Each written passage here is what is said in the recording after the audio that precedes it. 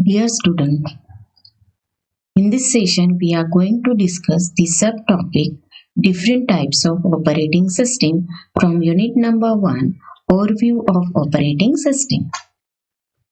The course outcome that we are going to study is use operating system tools to perform various functions. The content that we are going to cover in this particular unit is different types of operating system, that is the batch, multi-programmed, time sharing, multiprocessor, real-time, distributed and mobile operating system. The learning outcome of this particular session is you will able to explain the characteristic of given type of operating system. Now, first of all, we will discuss the batch operating system. In this system, there is no direct interaction between the user and the computer. Now, what user used to do is user submit a job to an operator. Then job, what exactly the job is? Job, it consists of program, then input data that we need to execute the program and the control instructions, that is what kind of operation we want to perform related to the job. Then operator places a batch of several jobs on an input device.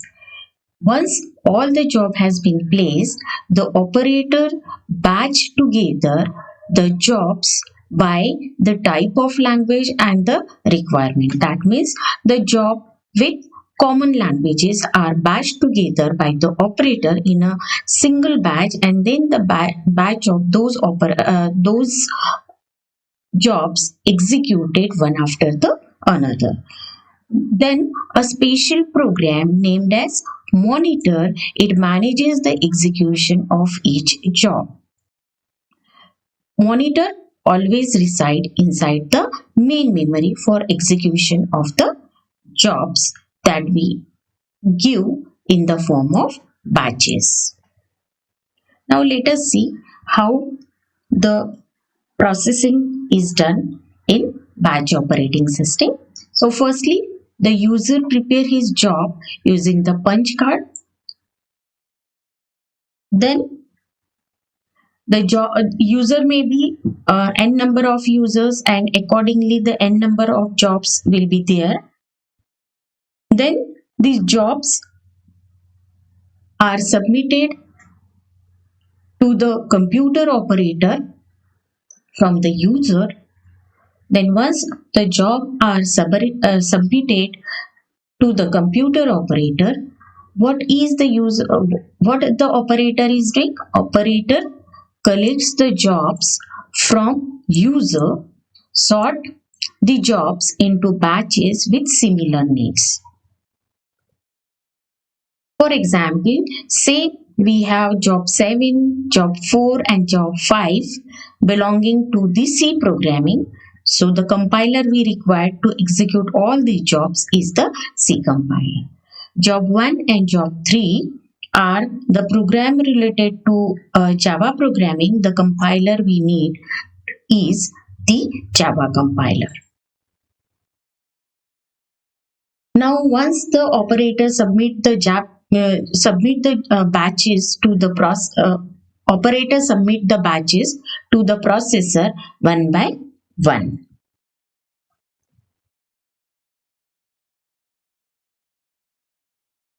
So all the jobs of one batch are executed together. So the batch 1 job is submitted to the processor, and then processor will execute one after another jobs that has been given in batch 1. Once all the job in the batch 1 get executed, then those jobs will be given back to the user onto the output devices.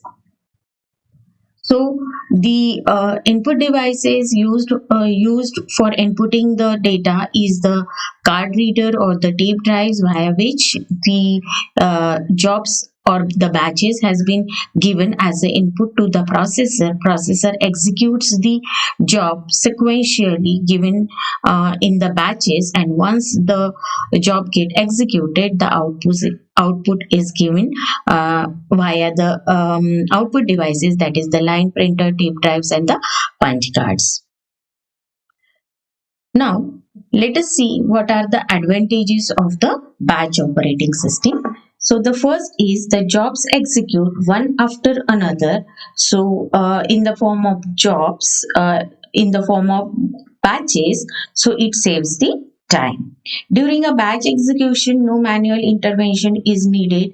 That means once a batch file is submitted to the processor, one after the another, whatever the different number of jobs has been given in the batch will get executed without intervention of the user. Thus, it is easy to manage the large repeated work easily, and multiple users can share the batch systems.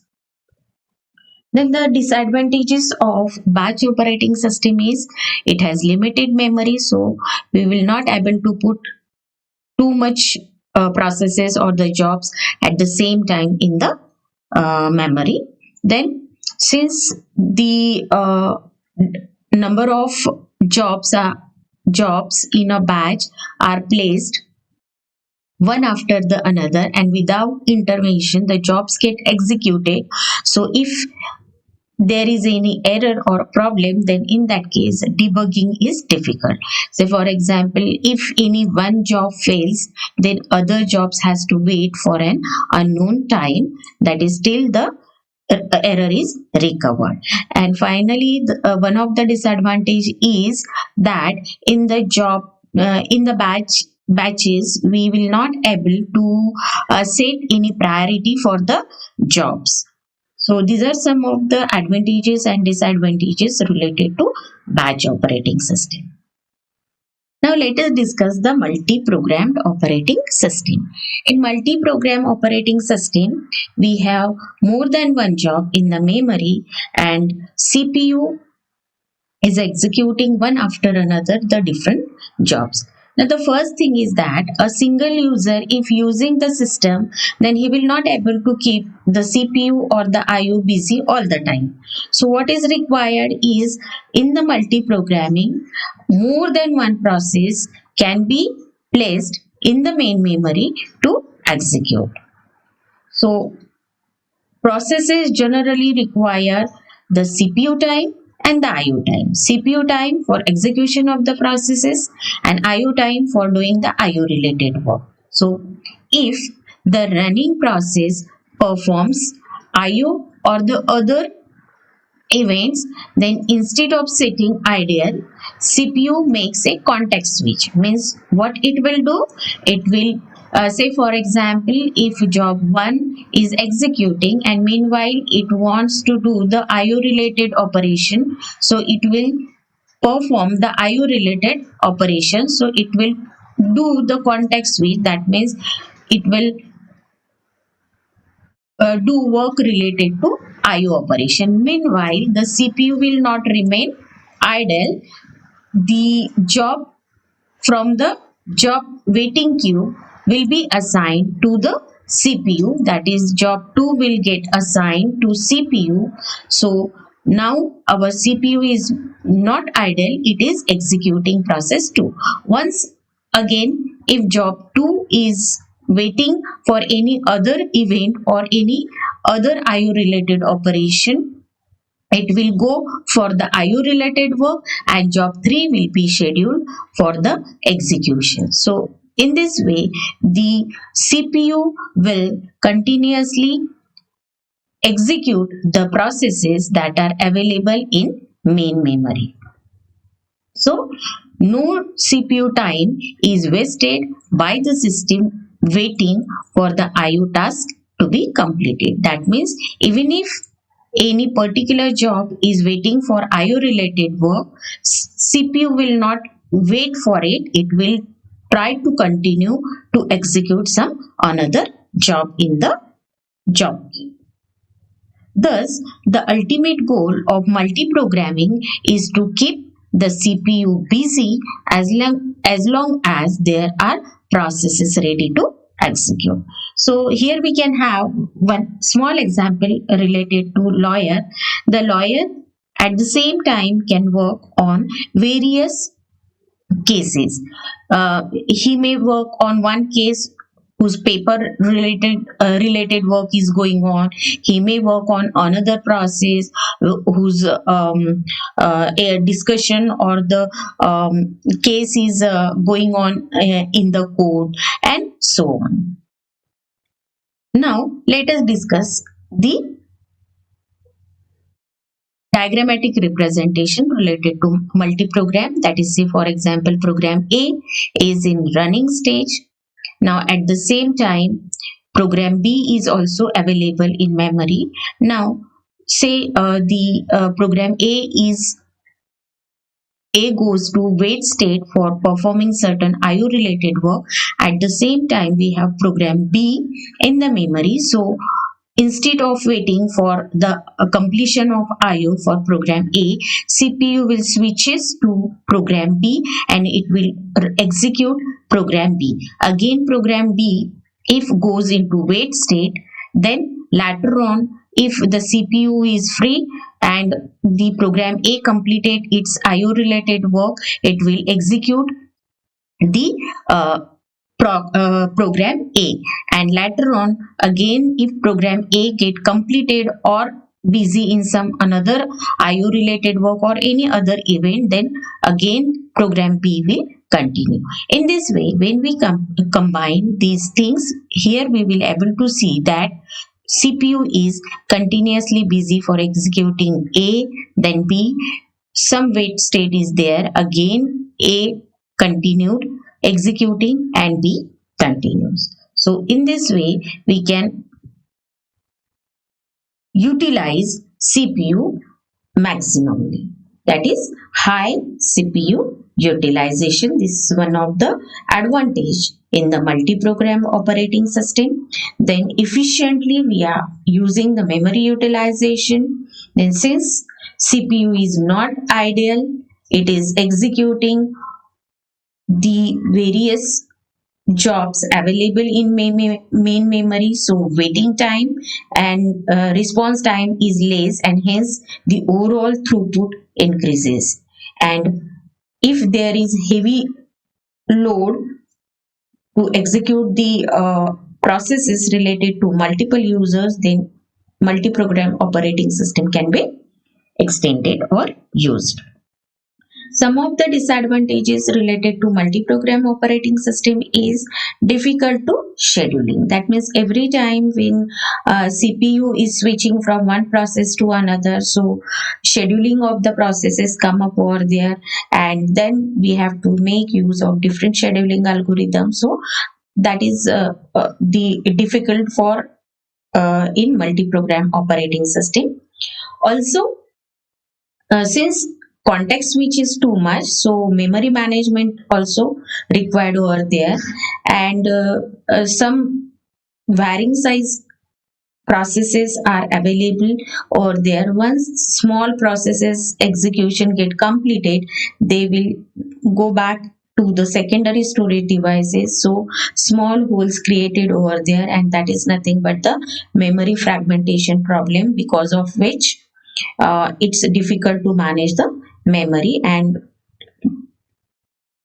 to this the paging problem arises. So the fragmentation, paging, or the memory related problems and how to recover this we will discuss in detail in memory management unit. Then, like multi-program system, we have another operating system, that is the time shared, or we can call it as a multitasking operating system. Now what is in this? In this, the CPU time is shared by different processes. Say for example, we can have the processes more than one in the memory, but while executing these various processes one after the another, the time slice is defined by the operating system for sharing the CPU time between the processes, so that every process will get the access to the processor. Now, say for example, we have one of the process related to word processor, another process related to email sending, another process related to browsing the web pages, another process to check the viruses using the antivirus software. Now, when this more than one software process is available in memory, a fixed time slice is defined by the operating system to every process so that they get a chance to get executed. So the CPU execute multiple jobs by switching among them, but switches occur so fast that user can interact with all the programs. So it allow many users to share the computer simultaneously. Now, when these processes get executed, it executes for a short time, or we can call it as a fixed time before it either finishes or needs to perform the IO. That means for a fixed amount of time, every process get executed. Now, as soon as that particular time get completed, it will switch to the another process. So, say for example, if the time span set by the operating system is 4 microseconds, sorry, milliseconds, then the process related to word processor will execute for 4 milliseconds. Then next 4 milliseconds, the process related to email will get executed, and so on. Now, while executing these processes, we are switching from one process to another, and to do this, it uses the scheduling algorithm. So, different scheduling algorithms are used to schedule the processes, that is the first come first serve, then shortage of first, then priority scheduling, round robin scheduling. So, these are some of the scheduling algorithms which are used so that efficiently we can execute all the processes in the memory. Some of the examples of operating system in which the multitasking is used is the Windows, Multics, Unix, Linux, and so on.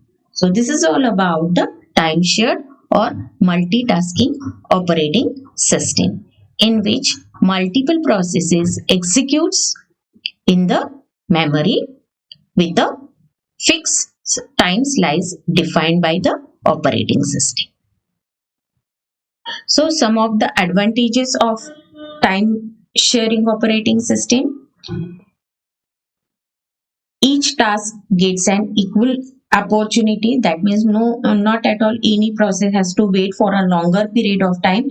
Every process will get chance to execute, that is in the memory. This then less chances of duplication of softwares, and the CPU idle time can be reduced because continuously CPU will busy executing one or other process that is available in main memory. Then the disadvantages is the reliability problem. So this is one of the disadvantage, and another is one must have to take care of security and integrity of users program and data, and sometimes the data communication problems are there related to time sharing operating system. So the rest of the operating system we will continue in next part of this session. Thank you.